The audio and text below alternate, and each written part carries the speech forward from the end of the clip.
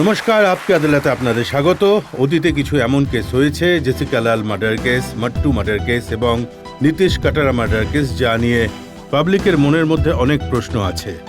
যেমন জেসিকা লাল মার্ডার কেসে প্রতিটা সাক্ষী অস্বীকার করেছে, প্রত্যেকটা অ্যাকিউজ ছাড়া পেয়ে গেছে। আজ আপকে আদালতে জনতার এই মোকদ্দমা এই বিষয় নিয়েই চলবে। উত্তরপ্রদেশের বাহুবলী নেতা ডিপি যাদব आपकी अदालते हाजिर हो।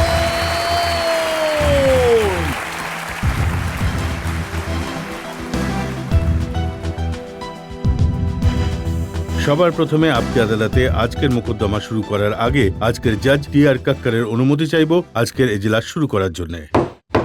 এবার মোকদ্দমা শুরু করা হোক। মোকদ্দমা শুরু হচ্ছে আপকে আদালতে। প্রথম অভিযোগ ডিপি যাদবের বিরুদ্ধে।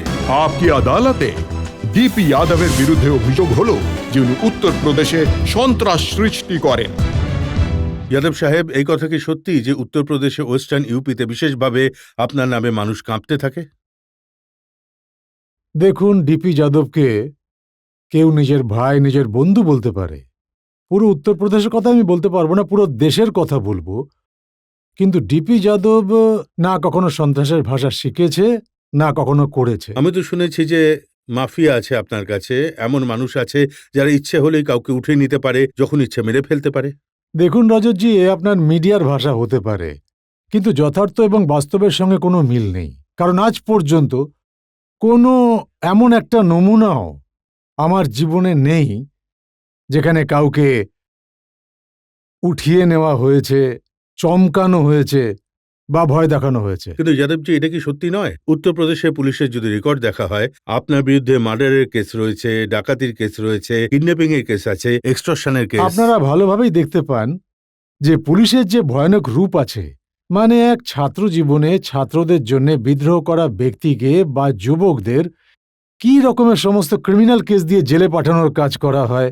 আপনি তো নিজেও ছাত্র থেকে থাকবেন দিল্লি ইউনিভার্সিটি, যেটা আমি মনে করি যে আমার আপনি নিজেও বিরুদ্ধে জানেন। কখনো কেস করেনি। কিন্তু এই কারণে যে আপনার উপর এই জন্য কেস নেই, কারণ কিছু মানুষ সবসময় নিজেদের রোল সমাজে ডিফেন্সিভ প্লে করে থাকে।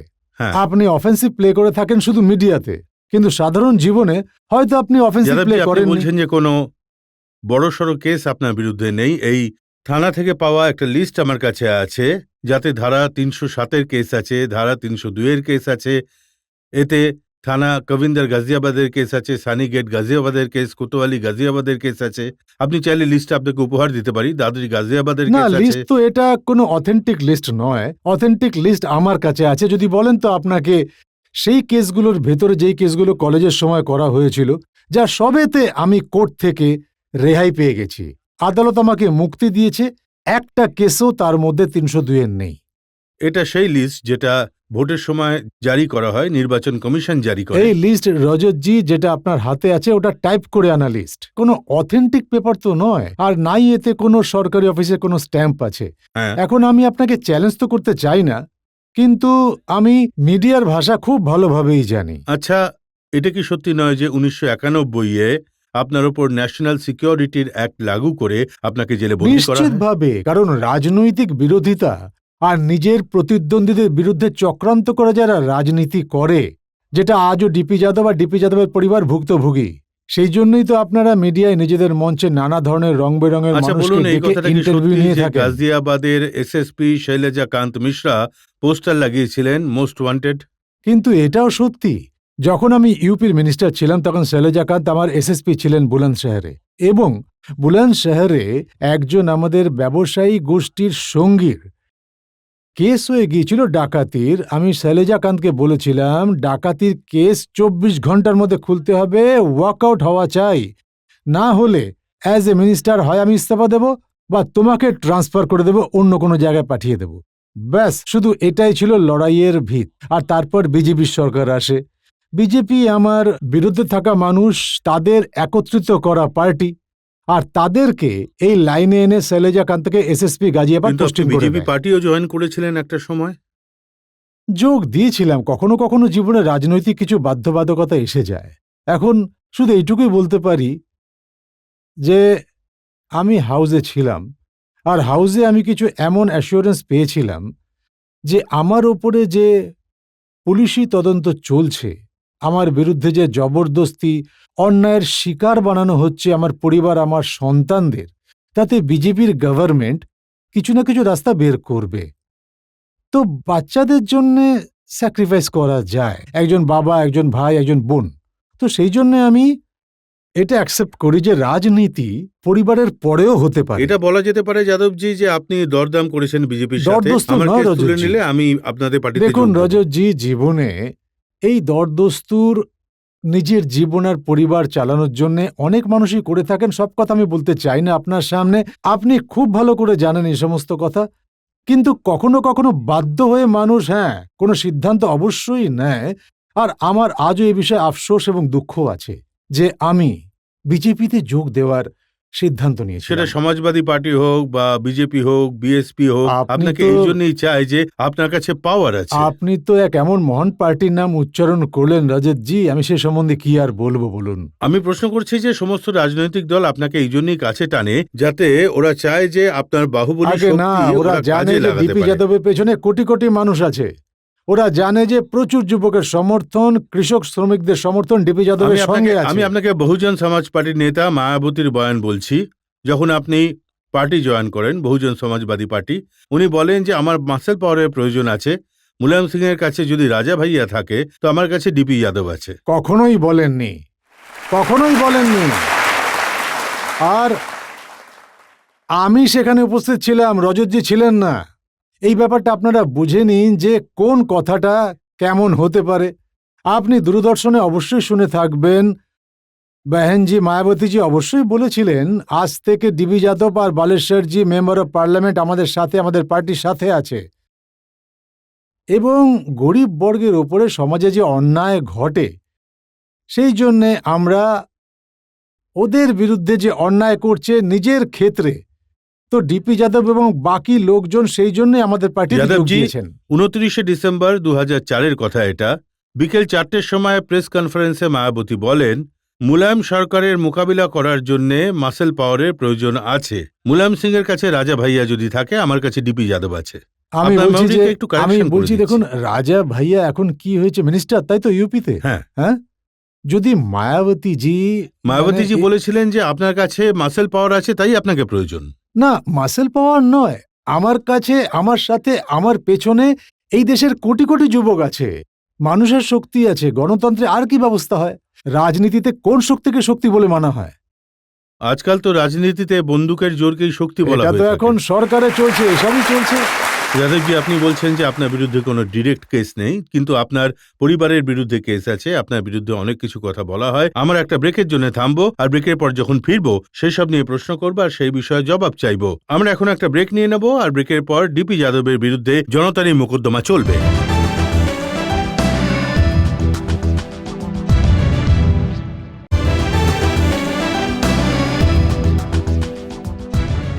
আপকে আদালতে আজ সওয়াল এবং জবাবের ঘেরাটোপে রয়েছেন ডিপি যাদব। আপকে আদালতে পরের অভিযোগ ডিপি যাদবের ওপর। আপকি আদালতে ডিপি যাদবের বিরুদ্ধে অভিযোগ হলো যে নিজের ছেলেকে বাঁচানোর জন্য ইনি সাক্ষীদের ভয় দেখিয়ে প্রভাবিত করেছেন। যাদবজি, আমি কথা বলছি জেসিকা লাল মার্ডার কেস নিয়ে। আজকাল মানুষের মনের মধ্যে এই কেস নিয়ে খুব আলোড়ন চলছে। 1999-এর 30শে এপ্রিল জেসিকা লালকে মার্ডার করা হয়। আপনার ছেলে বিকাশ যাদব এই কেসে একজন অ্যাকিউজড, এবং আদালতে যখন ফয়সালা হয় সমস্ত লোক কিন্তু ছাড়া পেয়ে যায়। বিকাশ যাদবের এই কেসে কোনো রোলই ছিল না। আমি আপনাকে এটা ইনফর্ম তথ্যের ভিত্তিতে করছি।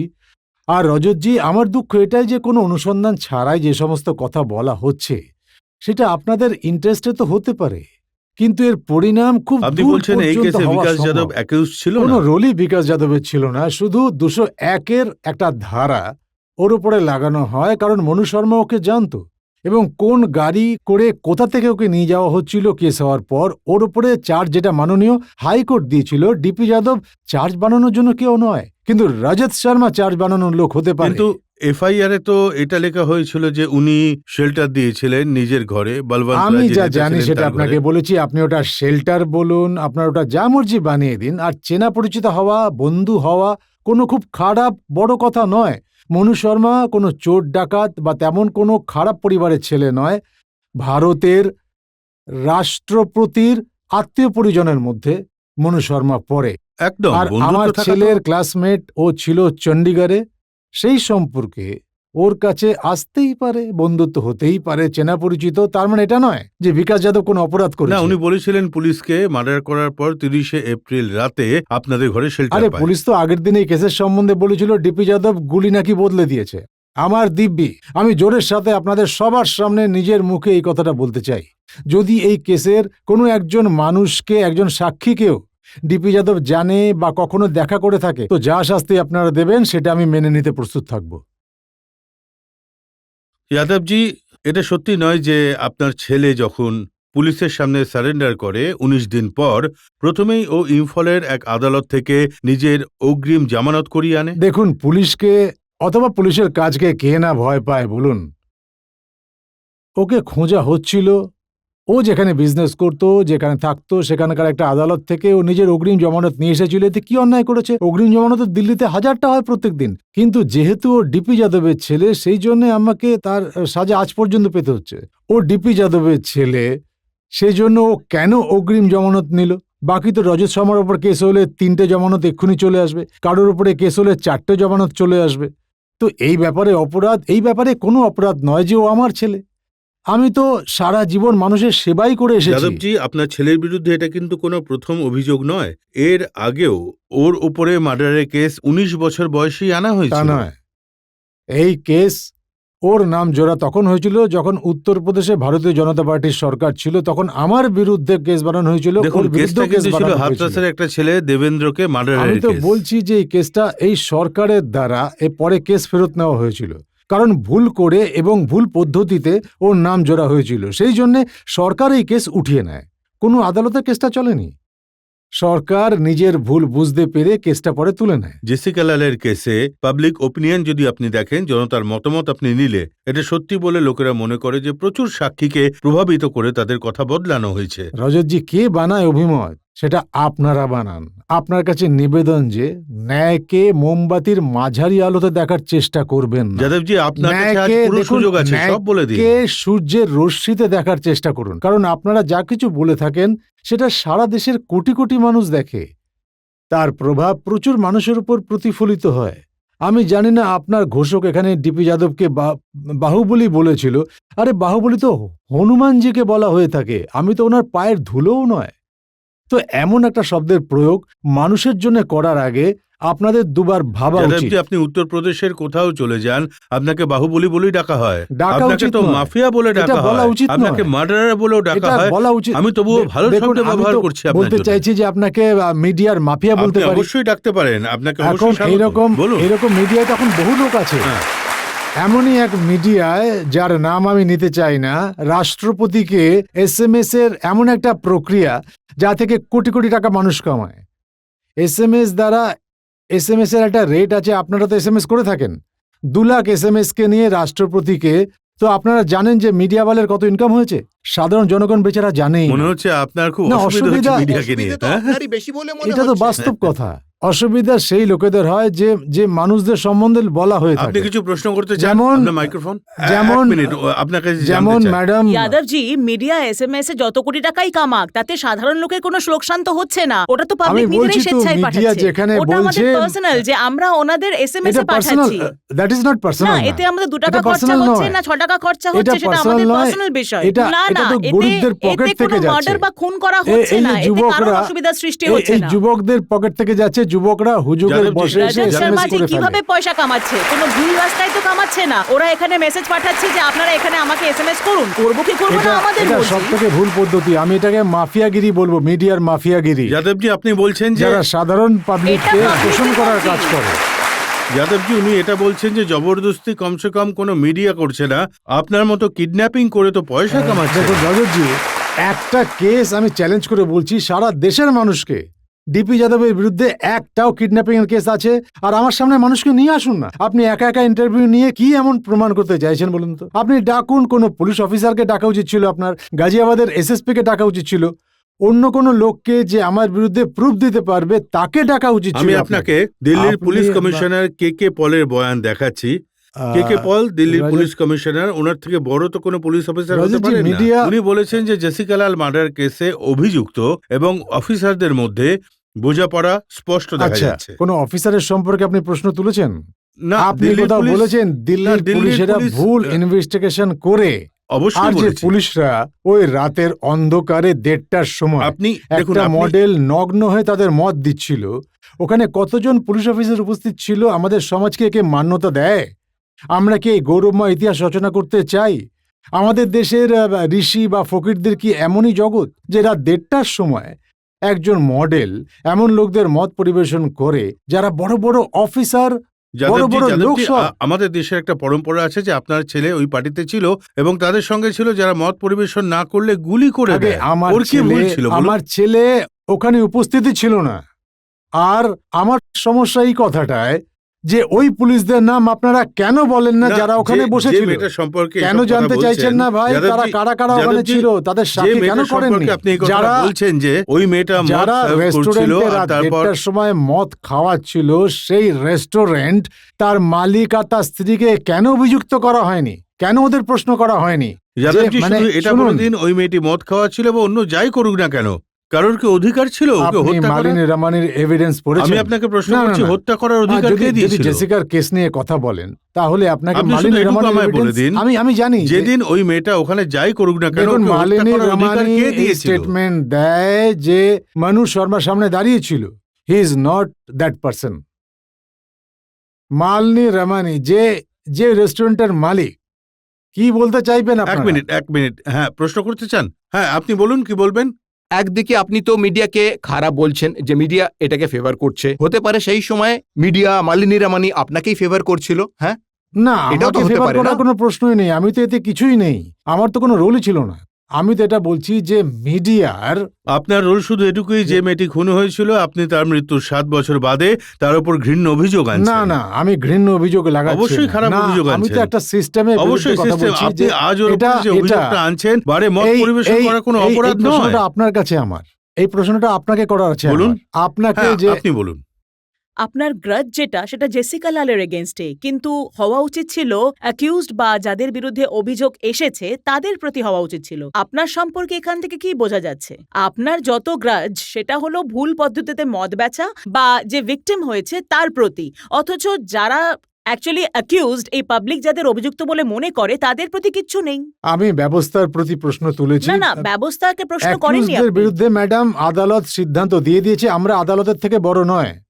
না, আপনার যদি একটা আপনি বলেন sentence-ও- যে আপনি আপনার আদালতের একটা থেকেও বড়, sentence-ও তাহলে accused-দের against-এ তাহলে আমার ছিল কিছু না। বলার নেই। Your grudge was against Jessica Lal. যাদেবজি, Yes. ওনার সোজা প্রশ্ন হচ্ছে, আপনি যা বলছেন তাতে এমন মনে হচ্ছে আপনি তাদের পাশে দাঁড়াচ্ছেন যারা না না রজতজি, অভিযুক্ত। আমি আদালতের অবমাননা করতে পারি আপনি না। তার বিরুদ্ধে যে খুন হয়েছে, আদালত সিদ্ধান্ত জানিয়েছে, আমি তা নিয়ে কি বলতে পারি? দেখুন, আমি তো সব সময় এদের পরোয়াই করি যারা জোরের সাথে অধিকারের কথা বলে, যুবকদের কথা বলে, কৃষক ও শ্রমিকদের কথা পেশ এখন করার তো চেষ্টা আপনাকে করে। তাদের পাশে থাকতে দেখা যাচ্ছে, যারা মার্ডার করে, যারা মাফিয়ার লোক। আমি তো এমন চ্যালেঞ্জ করছি আপনাকে রজতজি, একজনও ব্যক্তি, একজনও সাক্ষী যদি এটা বলে যে ডিপি যাদব কখনো ওদের সঙ্গে দেখা করেছে, ফোন করেছে বা কথা বলেছে, তো আপনারা যে শাস্তি দিতে চান সেটা আমি মেনে নিতে প্রস্তুত থাকব। তো যাদবজি, একটা ব্রেকের জন্য আমরা থামবো, আর ব্রেকের পর আপনাকে বলবো সেই কেসের কথা যা নিয়ে আপনার বিরুদ্ধে সোজাসুজি অভিযোগ আছে। ব্রেকের পর।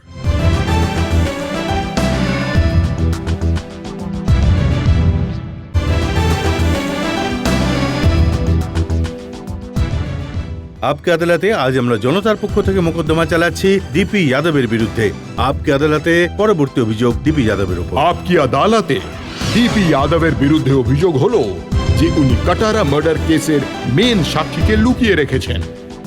যাদবজি, আপনাকে 16 ফেব্রুয়ারি 2002-এর কেস মনে করাতে চাই। নীতিশ কাটারা নামের এক নিরাপরাধ যুবক খুন হয়।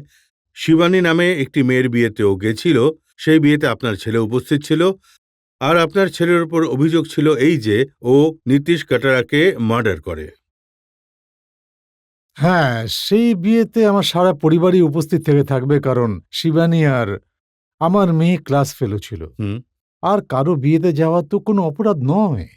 মানুষ আত্মীয় পরিজনের মধ্যে একে অন্যের বিয়ে, উৎসবে, ফাংশনে আসা যাওয়া করে, কিন্তু এটা একেবারেই ভিত্তিহীন কথা যে আমার ছেলে যেখানে এমন কোনো কথা, এমন কোনো আচরণ করেছে এটা তো পুরোপুরি একটা পলিটিক্যাল রটনা।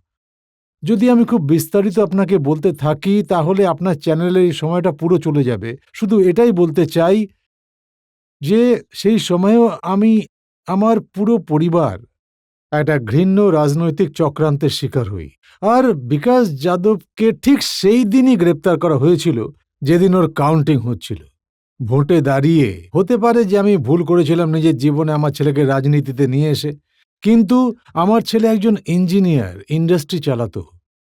ওকে ঠিক সেই দিনই অ্যারেস্ট করা হয় যেদিন ওর ভোটের কাউন্টিং চলছিল। এটা সাধারণ মানুষ যাদবজি, আপনাদের জানেন। এই কথাটা ঠিক যে আমি ওই হ্যাঁ, ওই বিয়েতে আপনার ছেলে উপস্থিত ছিল।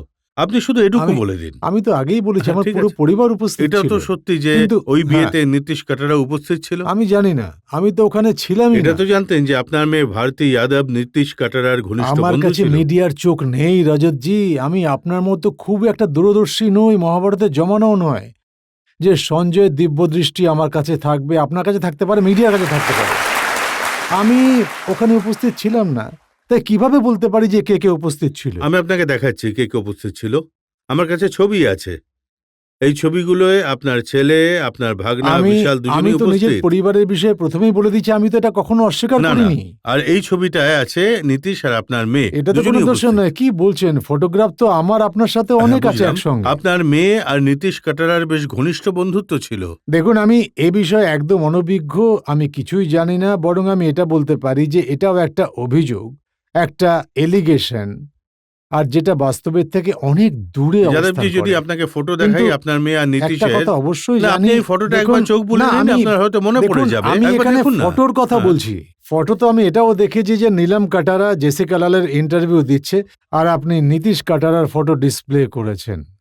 আমি সবকিছু জানি রজতজি। আমি আপনাকে একটা সিম্পল প্রশ্ন আমি করছি, ফটো- একটা সোজা কথা দেখুন, জিজ্ঞেস করছি। আমি আপনি ফটোর এই কথা কথাটা, বলছি। আপনি এই কথাটা কি অস্বীকার করেন এই হুম। ফটোটা দেখার পরে যে আপনার ফটো- মেয়ে আপনি ভারতী? আপনি বলুন কার ফটো কার সাথে বানাতে হবে আর কিভাবে বানাতে আচ্ছা, হবে। আপনি শুধু আমার এটা বলে এভাবে, দিন, এটা দেখে যে এই ছবিটা বানানো ছবি। এমন কম্পিউটারে আপনি হাজারো আপনি এটা এরকম সিম্পলি expert দেখুন। পেয়ে এই যাবেন। ফসলা তো জনতা করবে, আদালত করবে। হ্যাঁ, আপনি এই ছবিটা দেখে বলুন ফটোটা বানানো হয়েছে। দুঃখ তো এই কথাটা হয় রজতজি, আপনারা আদালতকে ফয়সলা করতে দেন কোথায়? আমি আপনাকে যেটা প্রশ্ন করছি, এই ফটোটা দেখে আপনি কি এটা অস্বীকার করবেন যে নীতিশ আর ভারতীর বন্ধুত্ব আমি ছিল? কখন অস্বীকার করেছি? ফটো হতে পারে, আমি কোথায় মানা করছি? আমি তো একটা আপনি তো একটা- বলছিলেন যে এটা কম্পিউটারে আমি তো বানানো। একতরফা হ্যাঁ করছি আপনার কথায়। হুম। ফটো হতে পারে, কিন্তু সেই ফটোটা কিভাবে বানানো হয়েছে সেটা একটা অন্য কথা। আপনি এই ফটোগুলো বানানো বলছেন নাকি বলছেন না? স্যার, আমাকে আচ্ছা, বলুন। যে দেখে নিন, allegation দেখে নিন, আমার ভালো করে উপরে- দেখে নিন আমি না একবার। বলছিলাম যে- টেনশনের কোনো ব্যাপার নেই, দেখে যে নিন। এলিগেশন আমার উপর লাগানো হয়েছে, হ্যাঁ, আমার ছেলের উপরে লাগানো হয়েছে রজতজি। হ্যাঁ, এটা বলা হয়েছে যে গাজিয়াবাদে একটা বিয়েতে একজন যুবককে গাড়িতে ওঠানো হয় হ্যাঁ। আর দিল্লিতে আনা হয়। কোথায়? আমার বাড়িতে। ওকে আবার নিয়ে যাওয়া হয় দিল্লি থেকে গাজিয়াবাদ, গাজিয়াবাদ থেকে বুলন্দশহর, বুলন্দশহর থেকে খুরজা। এবং বুলন শহরে হাতুড়ি দিয়ে ওর মাথা আমি ফাটিয়ে বলছি, ওকে হত্যা কিন্তু করা যে হয়। পোস্টমর্টমের ডাক্তার কি বলেছে রজতজি, সেটা কি আপনি পড়েছেন কখনো? আপনি কি কেসের প্রকৃতি জানেন? যাদবজি, আপনার কেসে পোস্টমর্টমে ডাক্তার কি বলবে রজতজি, সেটা সবাই রজতজি, জানে। হাওয়ার উপরে কথা বলবেন না, হাওয়ায় কথা বলবেন না। কারণ দেখুন, কারণ কারণ আপনার কথায় দেশের জনতার কাছে একটা মেসেজ আপনার কাছে একটা পরিষ্কার কথা জানতে দেখুন, চাই। যদি আপনার মনে হয় যে- শুনুন, যদি আমি আরেকটা কথা আমি বলছি, একটাই কথা আমি আপনাকে একবার সারা শুনে তো মিডিয়া নিন। একটা আওয়াজ তোলে। আমি শুধু যদি আপনাকে মনু একটা প্রশ্ন, শর্মার শাস্তি হতো তাহলে ওরা খুব না, খুশি হতো। এখন আমরা নীতিশ কাটারার কেসের এক মিনিট, কথা এক বলছি। মিনিট, আমি এক শুধু মিনিট। আর এটাই যদি- জানতে চাইছি আর যে যদি ওকে আচ্ছা, আদালতে এই আপনি- পুরো আপনি- কেসটাতে আপনি আদালতকে কি ভাবেন? না, আমি জানতে না চাইছি না যে না, আমি দেখুন, জানতে চাইছি, দেখুন আমি একজন দায়িত্বশীল মানুষ, হ্যাঁ। এমন নয় যে আমি রাস্তা কিন্তু থেকে উঠে দেখুন, এসেছি। যেটা আমি জানতে চাইছি দয়া করে আমার বলুন। প্রশ্ন, আদালতকে কি মনে করেন আপনি? আমি আপনাকে শুধু একটাই প্রশ্ন করছি যে এটা কি সত্যি যে ভারতী যাদব এই পুরো কেসটার কি একমাত্র সাক্ষী? আপনার রজতজি এটা জানা নেই যে ভারতী যাদবকে শুধু আমার পরিবারের অসম্মান করার জন্য কেসে 2 মাস আগে সাক্ষী বানানো হয়। 2 মাস পর। সাক্ষী হ্যাঁ কি এক না? মিনিট, সাক্ষী সাক্ষী তো। সাক্ষী তো নীলম কাটারা ছোট ছেলেও রজতজি। আদালত এটা জানতে এক চাই। মিনিট। শুনুন, আমি আপনাকে এক যেটা মিনিট। জানতে চাইছি একটু বলে দিন। আপনি কি সাক্ষী হওয়ার পর ভারতী যাদবকে দেশের বাইরে পাঠিয়ে দিয়েছিলেন? আপনি আমার কথা কেন শুনতে চাইছেন না? যেটা জিজ্ঞেস করছি সেটা তো আগে বলে নিতিন দিন। কাটারা, নীলম কাটারা ছোট ছেলেও সাক্ষী ছিল। আচ্ছা। আপনি কখনো শুনেছেন সেই সাক্ষীকে ডাকার চেষ্টা করা হয়েছে? আপনি কোনো আদালতের নোটিশকে কি দেখেছেন কখনো? আপনি কারো আওয়াজ শুনেছেন কোনো মিডিয়ার, কোনো টেলিভিশনে, কোনো খবরের কাগজে যে সেই সাক্ষীকে পেশ করার কাজ করে তাকে যাদবজি- ডাকার কাজ করা হয়েছে? করা হয়নি আজ পর্যন্ত। ডিপি যাদবের মেয়ে, সেই জন্য ওর ওয়ারেন্ট বের করা হয়েছে। রাজেশজি, আজ পর্যন্ত কোনো আমি উইটনেসের শুধু এদেশে আপনাকে ওয়ারেন্ট একটাই হয়েছে? প্রশ্ন করছি, যদি শুনুন, যদি আপনার আর মেয়ে কিছু প্রশ্ন তো আমারও আছে। আপনার প্রশ্নের জবাব দিতেই এসেছি। আপনার কয়েক মাসের প্রস্তুতি, তাই আপনার হাতে কাগজ আছে। ডিপি যাদব তো এমনি চলে এসেছে। না না, আপনার ডিপি সব যাদব প্রশ্নের কাগজ জবাব নিয়ে এসেছেন। আমি- আমি শুনেছি আপনার কাছে ক্রিমিনাল ম্যানুয়ালের বই আছে। আমি সিআরপিসি নিয়ে এসেছি। হ্যাঁ, দেখুন, আপনিও আমি প্রস্তুতি একজন নিয়ে শিক্ষিত এসেছেন। ব্যক্তি। এই প্রসঙ্গে কোনো কথা হলে আমি অবশ্যই জবাব দেব, প্রমাণের ভিত্তিতেই দেব। সেই জন্য আমি সিআরপিসি নিয়ে এসেছি। দেখুন, আমি আমি আপনাকে এমন কোনো আমি জিনিস শুধু আনি একটাই কথা, আমি তো শুধু হ্যাঁ, এই ফটোটা এটুকুই কথা শুধু আদালত বলতে চায়, কোর্ট বলতে চায়। ভারতী যাদব এর প্রধান সাক্ষী নীতিশ কাটারার মার্ডার কেসে, আর আপনি ওকে দেশের বাইরে পাঠিয়ে দিয়েছেন। কোর্টের বারবার আদেশ সত্ত্বেও আপনি ওকে আদালতে হাজির করাননি। কোনো সন্তান যদি হায়ার এডুকেশনের জন্য বাইরে যেতে চায় আর পরিবারের পজিশন যদি তাকে পাঠাতে সক্ষম, তাহলে কি পাঠানো উচিত নয়? কিন্তু যদি আদালত তাকে সাক্ষীর জন্য ডাকে, তাহলে তো ডাকা তো উচিত। আদালতের কথায় দেখুন রজতজি, কেস এখনো পেন্ডিং। আপনি মানে কথা না, ঘোরাচ্ছেন আপনি বলতে কেন? পারেন। হ্যাঁ। দেখুন, আপনি বলতে পারেন। আমি আদালতে প্রশ্নচিহ্ন কিভাবে লাগাই? আমি তো আদালত আর আইন মেনে চলা মানুষ, আর আপনি তার উপর রায় দেওয়া মানুষ। তো আমি কিভাবে বলবো এই কথাটা? আমি তো আপনাকে প্রশ্ন করছি আদালত যে যা কিছু আপনি করবে আমি তাকে স্বাগত জানাবো। আদালত যা কিছু বলবে, কিন্তু আদালতের উপরে গিয়ে তো আমি নিজে রায় দিতে পারি না, কিন্তু কারণ আমার তো কোনো আদালত যখন permission এটা নেই। বলে যে ভারতী যাদবকে সাক্ষীর জন্য হাজির করা হোক, তখন কেন আপনি দ্বিধায় ভুগছেন? আমি বলছি যে যদি ওখান থেকে ভারতী নিজের আঙ্কেলকে দিয়ে এই রিকোয়েস্ট আদালতে করে যে ভিডিও কনফারেন্সিং এর দ্বারা আমাকে প্রশ্ন করতে চান, তাই করা হোক, তো কি দোষ করেছে? আজকাল তো পৃথিবীতে অনেক রকমের ব্যবস্থা আছে। ইভেন দেন আপনি আর আমি যে এখানে কথাবার্তা বলছি, আমি যদি পাবলিকের সামনে দাঁড়াতাম, দেশের কোটি মানুষ হতে পারে এমন ভালোভাবে আমাকে দেখতে পেত না, যত ভালোভাবে আপনাকে এই সুন্দর মুখ ওরা দেখতে পাচ্ছে এবং আমাকেও দেখতে পাচ্ছে।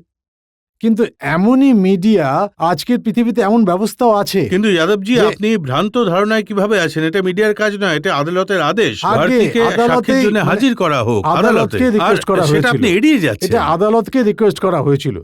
কিন্তু আমার মুশকিল হলো এই ব্যাপারে যে সব অন্যায়ের শিকার আমিই হচ্ছি, ন্যায় আমি পাচ্ছি না।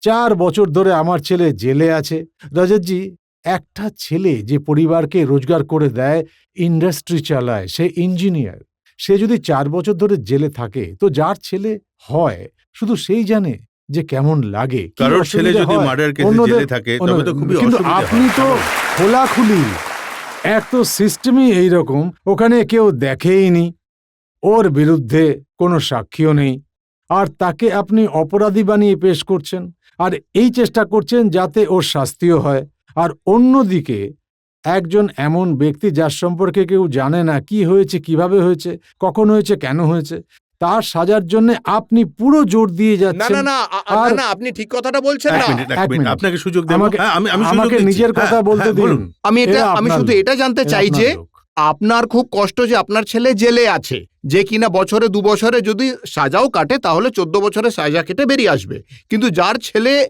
রইলই না, তার পরিবারকে কে দেখবে? দুঃখ তো খান সাহেব, এটা যে যদি নির্দোষ হয়েও আপনাকে 14 বছরের জন্য জেলে পাঠানো হয়, 4 না, বছরের ও জন্য তো জেলে নির্দোষ পাঠানো ছিল, হয়, তাহলে নীতিশ কাটারাও তো নির্দোষ ছিল। সেটাই ওর কি খারাপ ওর ব্যাপার। ওর ওর- ওর ওর কি অপরাধ ছিল আমি- যে আমি- এমন এমন সাজা দেওয়া হয়েছে এভাবে ওকে? যাদবজি, বলুন। নীতিশ দেখুন, কাটারা শুধু এটাই আমরা- অপরাধ ছিল যে ও আপনার মেয়ের বন্ধু দেখুন, ছিল। আমরা কোনো অপরাধের ফেভারে কখনো ছিলাম না, না আছি, না দেখুন, থাকবো। আমরা ব্যাপারটা হচ্ছে যে অপরাধের বিরুদ্ধে- বিনা আগুনে ধোঁয়া হয় না। আপনি বলতে চাইছেন যে আপনাকে পলিটিক্যালি মানে এরকম করা হয়েছে, হ্যাঁ, এভাবে হ্যাঁ। ডমিনেট করা হ্যাঁ। হচ্ছে, কিন্তু আপনার সাথে এমন কেন মানে, হচ্ছে? মানে আরো তো এই এতজন জন্যে- নেতা আছেন, আরে এই মোটামুটি জন্য হচ্ছে যে- 85 জন এমপি, 85 জন এমপির, হ্যাঁ, ভারতীকে কেন সামনে নিয়ে আসছেন না আপনি? মানে আরো হ্যাঁ, 85 জন যাদবজি, এমপিও তো সবথেকে আছে। বড় প্রশ্ন মানুষের মধ্যে এটা হ্যাঁ। যে যদি আপনার ছেলে কিছু না করে, নিরপরাধ হয়, ও কিছু না করে থাকে, তাহলে ভারতীকে নিয়ে এসে আদালতে হাজির করে না, দিন। এটা তো কোর্ট করছে। কোর্ট যখন ইনফরমেশন পাঠায়, তখন আমার যেটা আপত্তি কোর্টকে তো ছিল ওয়ারেন্ট যে ইস্যু করতে হয় তখন যাদবজি। আমার এই ব্যাপারটা আপত্তি ছিল। একজন উইটনেসের বিরুদ্ধেও ওয়ারেন্ট ইস্যু হয়েছে, যখন নাকি গুলশান কুমারের মতো ব্যবসায়ী, যিনি নয়ডার খুব বড় ইন্ডাস্ট্রিয়ালিস্ট ছিলেন, গুলশান কুমার যিনি সুপার ক্যাসেটের মালিক ছিলেন, তিনি বম্বে মার্ডার হয়ে যান। অ্যাকিউজডের বিরুদ্ধে আজ পর্যন্ত কোনো ওয়ারেন্ট ইস্যু হয়নি। হ্যাঁ। অ্যাকিউজড আর এখানে যাদবজি তো আপনি সব কেসের উদাহরণ দিয়ে দিলেন, কিন্তু এটা আপনি বলছেন না যে কেন ভারতীকে আপনি লুকিয়ে রেখেছেন। কে আমি আমি কেন লুকিয়ে রাখবো ভারতীকে? ভারতীর ওয়ারেন্ট তো উনি ক্যান্সেল করেছেন, পাসপোর্ট তো গভর্নমেন্টের কাছে যাওয়া এসে যাবে। হ্যাঁ, আপনি বলুন লাস্ট রোতে। যে কোয়েশ্চেন ওকে করা হয়েছে উনি তার জবাব না দিয়ে কথা ঘোরাচ্ছেন, এরও কোনো কারণ থাকতে পারে। আপনার ওপর এমনি এমনি এত অভিযোগ করা হচ্ছে না। মামনি আগে স্যার, বিনা আগুনে ধোয়া ওঠে না। মামনি আপনার ভাষা আগে ভালো করুন, আপনার বলার ধরন ঠিক করুন, প্রশ্ন করার অধিকার আপনার আছে। এই কথাটা তো ও আপনাকে কিন্তু, বলতে পারে যখন আপনি কোনো মেয়ের ওপর মত পরিবেশনের কিন্তু অভিযোগ আনেন, তাতে- সেক্ষেত্রে আপনার ভাষাটাকেও ঠিক করা উচিত। সেটা আমি অভিযোগ আনিনি, এটা মিডিয়া বলেছে। ওই ট্যামারেড যে রেস্টুরেন্ট আছে আমি আজ পর্যন্ত দেখিও নি, এটা ওরা পুলিশের ইনভেস্টিগেশনে বলেছে, ওখানকার লোকেরা বলেছে। যাদবজি আপনি এটা বারবার বলেছে। এড়িয়ে আর অন্য রজতজি, কথায় যাচ্ছেন, আপনি বলছেন এটা না। জানেন আগে হ্যাঁ, হ্যাঁ, রজতজি, হ্যাঁ, আপনি জানেন এই কথাটা যে ট্যামারেড কোর্টে কি চলতো। আরে অনেক কিছু হয়। এবং কি ট্যামরেড হতো? কোর্টের কথা হচ্ছে না, এখন আমরা নীতিশ আমি এই কাটারার কথাটা- মার্ডার কেসের আমি কথা এই বলছি। কথাটা ওনার প্রশ্নের জবাব দিলাম। আচ্ছা। আদালতের বিরুদ্ধে আমি কি বলতে পারি? অনেক রকম প্রশ্ন আছে মানুষের মনে, কিন্তু আমরা একটা ব্রেকের জন্য থামবো, আর ব্রেকের পর যখন ফিরবো তখন আমরা শুনবো জনতার প্রশ্ন ডিপি যাদবের প্রতি, একটা ব্রেকের পর।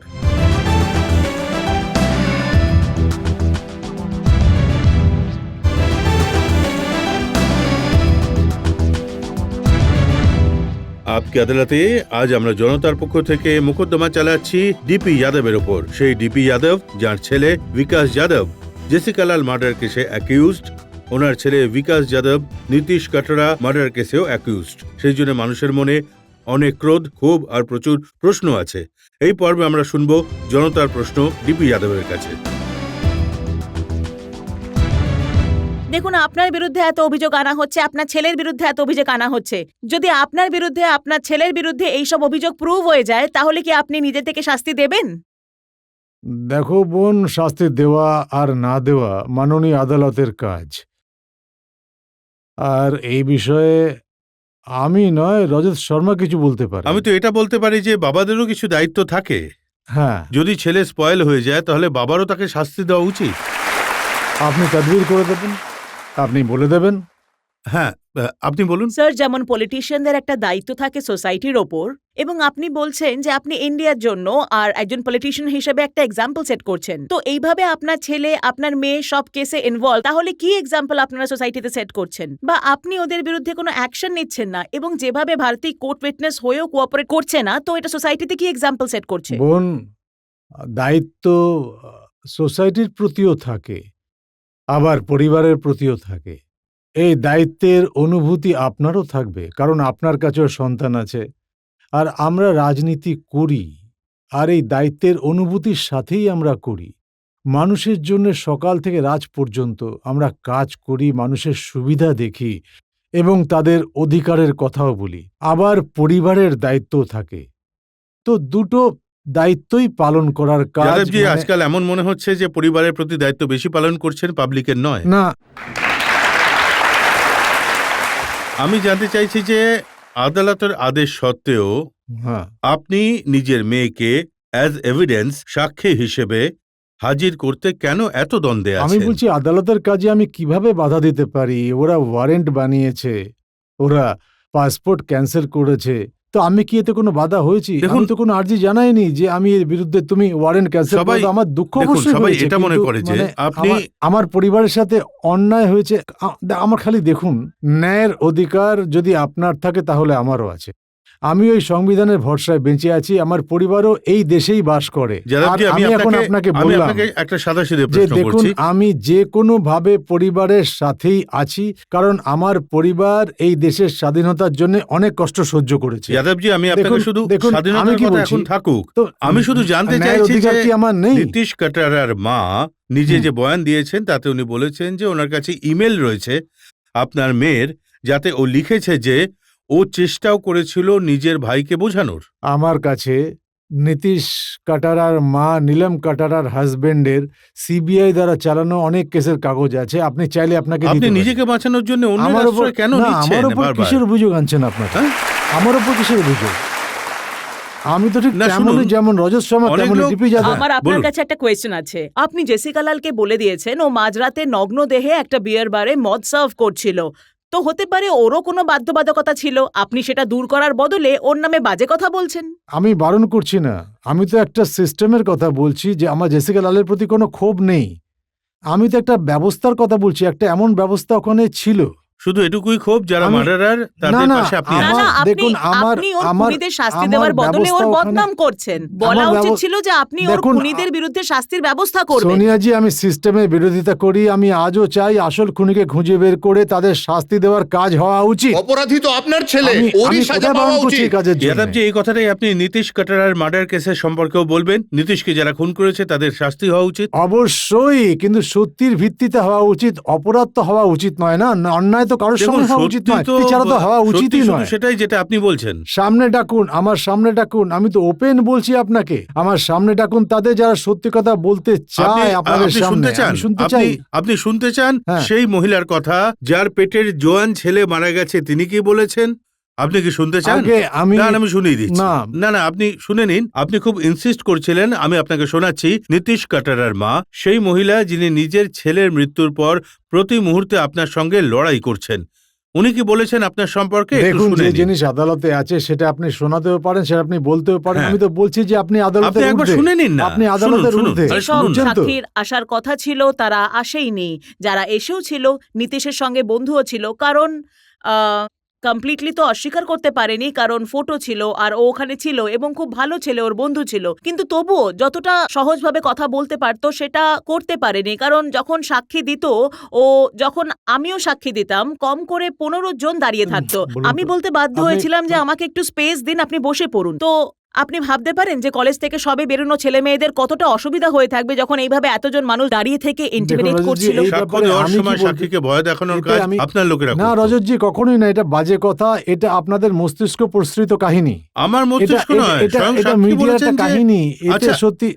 আচ্ছা, আচ্ছা যাদবজি, আজ যে আজ মহিলার পর্যন্ত- ছেলে আজ মারা পর্যন্ত গেছে, আমি আজ পর্যন্ত একটাও ফটোগ্রাফ, একটাও মিডিয়া বলতে পারবে ডিপি যাদব কখনো আদালতে গেছে, যেটা আপনি বলছেন? আমি যাদবজি, আদালতেও যাইনি আজ দেখুন, পর্যন্ত। এটা আমি কোথাও যাইনি। এটা সেই মহিলার বয়া যার নিজের জোয়ান ছেলে মারা দেখুন, গেছে। মহিলা যা খুশি তা বলতে পারেন, আমি তো কখনো এই কথা বলিনি। আপনার মানে- ছেলে 4 বছর ধরে জেলে, কত কষ্ট হ্যাঁ, হচ্ছে কষ্ট আপনার? তো আছে আমার। ওনার জোয়ান ছেলে মারা গেছে, ওনার কষ্ট হবে না? অবশ্যই, নিশ্চয়ই হবে, আমি কখনো তো এটা অস্বীকার করিনি। কিন্তু আপনি তো কিন্তু ওকে মিথ্যেবাদী বলছেন। মিথ্যা অভিযোগ তো আনা উচিত নয় না। আপনি তো মানুষের উপরে আপনার মতামত এইভাবে চাপিয়ে দেন। না না, যে আমি কোনো মতামত রজতজি, দিইনি, আপনাকে মানে শোনাচ্ছি, উনি কি দেখুন, বলেছেন। আমি 4 দিন হ্যাঁ আগে হ্যাঁ, আপনি বলুন। হ্যাঁ, যাদবজি, আমি আপনাকে এটা বলতে চাই যে আপনি বারবার এটাই বলছেন যে ডাকুন, আপনি ওদেরকে আমার সামনে ডেকে আনুন। এমনিতে আপনাকে বলতে আমার খুব ভয়ই লাগছে, কারণ কি জানি আপনি হয়তো বলবেন একে কিডন্যাপ করে নাও। আমি সত্যিই খুব ভয় অনুভব করছি।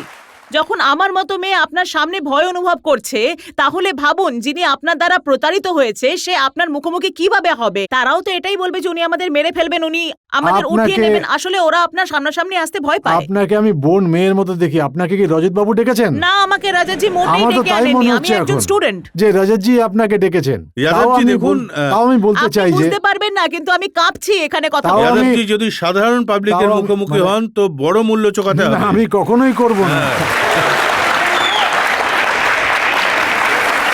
Yeah, the lady here in the audience. আমি তো না, না, পাবলিকের, শুনুন, আমি তো আপনাকে পাবলিকেরই বলছি, মানুষ, আমি কেন ভয় পাবো? আমার কথাটা আমি তো শুনে নিন। সত্যি কথাটা বলার চেষ্টা করছি। আপনি আসল সত্য বলা থেকে নিজেকে রাজেশজি, বাঁচাচ্ছেন। বিশ্বাস করুন, আমি খুশি হব যদি আমাকে আবার আপনি ডাকেন, তৃতীয়বার ডাকেন। আমার দুঃখ তো এই কথাটাতেই যে মিডিয়া কখনো আমাকে ডাকেই না, এক পক্ষের কথা বলতে থাকে। আজ প্রথমবার আমি এই 4 বছর বাদে, 5 বছর বাদে রজতজির সামনে এসেছি। আর এই কেসে কমপক্ষে 10টা ইন্টারভিউ রজতজি নিয়েছেন। শুধু রজতজির কথাই বলছি না, সামনে আছেন তাই বলে দিচ্ছি। অন্য চ্যানেল তো এমন যে তারা কখনো ডিপি যাদবকে ফোনও করেননি যে আপনি আপনার কথা বলুন। কিন্তু যাদবজি, আমি যে রেখেছি সেই জন্য এখনো ধন্যবাদ জানাননি আমাকে। ধন্যবাদ। আরে কি যে বলেন, আমি তো খুব খুব না, বাস্তবে রাজাতজি আমাকে সুযোগ দিয়েছেন। আমি বারবার ওনাকে এই জন্য ধন্যবাদ দিচ্ছি যে আমাকে নিজের কথা বলার সুযোগ তো দিয়েছেন। আমাকে তো এইভাবে বলা। কিন্তু আপনি নিজের পুরো শক্তি এটাই প্রমাণ করতে লাগিয়ে দিলেন যেন আপনাকে ডেকে আমি ভুল করেছি। না না না না, ভুল নয়, আপনি ভালোই করেছেন, কারণ আমার কথা পাবলিক হ্যাঁ, পর্যন্ত আপনি- পৌঁছানোর কাজ আপনি করে দিলেন। ধন্যবাদ রজত শর্মাজিকে, কমপক্ষে উনি আমাকে ডেকেছেন তো। হ্যাঁ, এক এক এক এক করে আপনি লাস্ট রোতে। আপনিও জানেন, যতই আপনি এই বিষয়টা ডিনাই করুন, আপনার জানা আছে আপনার ছেলে নীতিশ কাটারা কেসে আর জেসিকা লাল মার্ডার কেসে ইনভলভড আছে। আমার কোয়েশ্চেন এটাই যে ভারতী, যিনি আপনার মেয়ে, ইংল্যান্ডে আছেন, যেখান থেকে উধাও হয়ে গেছে, আপনি ওনাকে ফেরত আনার কোনো অ্যারেঞ্জমেন্ট করছেন কিনা? দেখুন বোন, যতদূর কেসে ইনভলভ হওয়ার প্রসঙ্গ আছে সেটা আমি আগে স্পষ্ট করে দিয়েছি এবং বলে দিয়েছি যে এসব কিছু হলো আদালতের কথা। যদি খুব শক্তিধর হতাম, খুব বড় মানুষ, কোনো মিডিয়ার মানুষ হতাম, তাহলে আদালতের ঊর্ধ্বে বলতে পারতাম, যেমন উনি বলে যাচ্ছেন। আমার মতো ব্যক্তি আদালতের সম্পর্কে কি বলতে পারে? আমি তো আইন আর আদালত মেনে চলা ব্যক্তি, মাথা ঝুঁকিয়ে তাদের সম্মান করা, যা সিদ্ধান্ত দেবে তা মেনে নেওয়ার মানুষ। এক মিনিট, এভাবে বলবেন না প্লিজ। মাঝখানে হ্যাঁ হ্যাঁ স্যার, বলুন। এখন আপনি বলেছেন যে আপনি সত্যের জন্য নিজের প্রাণও দিতে পারেন, কিন্তু কিছুক্ষণ আগে বলছিলেন যে আপনি নিজের পরিবারের জন্য নিজেকে স্যাক্রিফাইস করছেন। তাহলে কি করে বিশ্বাস করি যে আপনি সত্যের জন্য প্রাণ দিতে পারেন? তো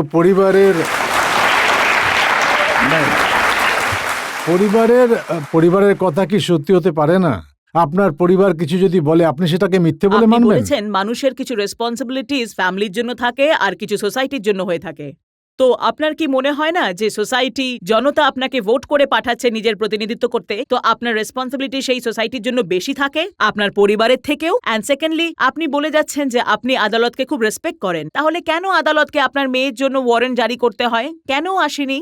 আর তৃতীয় এটা হলো যে আপনি মিডিয়ার বিরুদ্ধে বারবার এই অভিযোগ আনছেন যে মিডিয়া যাকে ইচ্ছে ঈশ্বর বানাতে পারেন, তাহলে আপনাকে কেন ঈশ্বর বানাচ্ছে না মিডিয়া? আপনি এমন কি ক্ষতি করেছেন মিডিয়া যে মিডিয়া আপনার পেছনে পড়ে আছে এত খারাপ ভাবে? এর কিছু সার্টেন রিজন আছে, যেগুলো সব আমি এখানে বলতে চাই না, রাজতজির সামনে। এমনিতে রাজতজির উপরে এটা এলিগেশন নয়, কিন্তু মিডিয়াকে ব্যাক করতে মিডিয়ার পেছনে কত বড় বড় লোক দাঁড়াতে পারে, বোধহয় আপনার সেই বিষয়ে কোনো আন্দাজ নেই। যাদবজি, আমি আপনাকে এক মিনিট। আর যাদবজি, আমি আপনাকে এটা বলতে চাই যে যদি আমার পেছনে, মানে না, আপনার ইন্ডিয়া পেছনে টিভির নয়। পেছনে যদি না, কেউ আমি তো থাকে, সে বলিনি। হলো জনতা, আর কেউ নয়। আমি তো আপনার নাম নিয়ে কিছুই বলিনি। আমার ওপর কোনো কেস নেই রাজতজি, আজ পর্যন্ত ডিপি যাদবের ওপর কোনো যাদবজি, কেস আমি নেই। আপনাকে সম্পূর্ণ সুযোগ দিয়েছি আপনার মনের কথা খোলসা করার, জনতার প্রশ্ন ছিল তার উত্তর দেওয়ার। আমরা একটা ব্রেকের জন্য থামবো, আর ব্রেকের পর শুনবো আজকের জাজ টি.আর. কাক্করের সিদ্ধান্ত।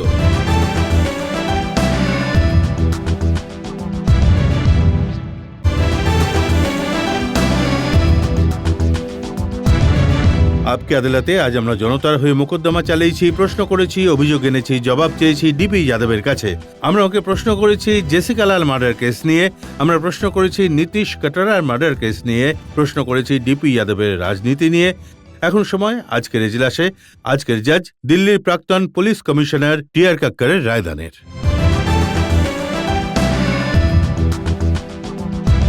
ডিপি যাদব বাবু নিজের উপর আনা নালিশ অভিযোগ থেকে বাঁচার জন্য হয় নিজের বিরোধী রাজনেতাদের অপরাধী ঠাউরেছেন উনি, বা মিডিয়াকে অপরাধী ঠাউরেছেন এবং বাঁচার চেষ্টা করেছেন। নিজের প্রতি আনা এসব অভিযোগ থেকে কতটা বাঁচতে উনি পেরেছেন, নিজের ইমেজ কতটা পরিষ্কার করেছেন, সেটা তো জনতাই বলবে। কিন্তু আমি শুধু এখানে বসে এটা বলতে চাইব যে আইন থেকে আপনি যতই বাঁচুন, আপনি অথবা আমি, একদিন আইন আমাদের কাছে পৌঁছে যাবেই, ধরে ফেলেই আমাদের। আর যখন এটা হয় তখন তো না কেবল নিজেদের মনে, বরং নিজেদের পরিবারেও একটা বিশৃঙ্খলা সৃষ্টি হয়, আর আমরা শান্তিতে থাকতে পারি না। আমার ডিপি যাদব সাহেবকে শুধু এইটুকুই উপদেশ যে নিজের ইমেজ শোধরানোর চেষ্টা করুন। আপনি যেভাবে আপনি বলেছেন যে আপনি খুব ভালো মানুষ, ভালো লোক, মানুষের সেবা করেন, সেই ছবিটা জনতার মধ্যে ছড়িয়ে দেবার আপনি চেষ্টা করুন। হতে পারে কখনো না কখনো ওরা আপনার কথা মেনে নেবে। ধন্যবাদ।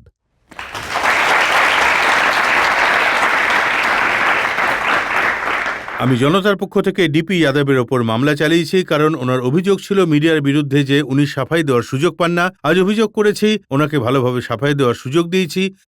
কে কি অবস্থায় আছে, কি সত্য কি বা মিথ্যা, তার ফয়সালা আপনারা, মানে জনতাকে করতে হবে। আপকে আদালতে আগামী সপ্তাহে আবার আসবো এক নতুন ব্যক্তিত্বের সঙ্গে, নতুন মোকদ্দমা নিয়ে। ততক্ষণের জন্য নমস্কার।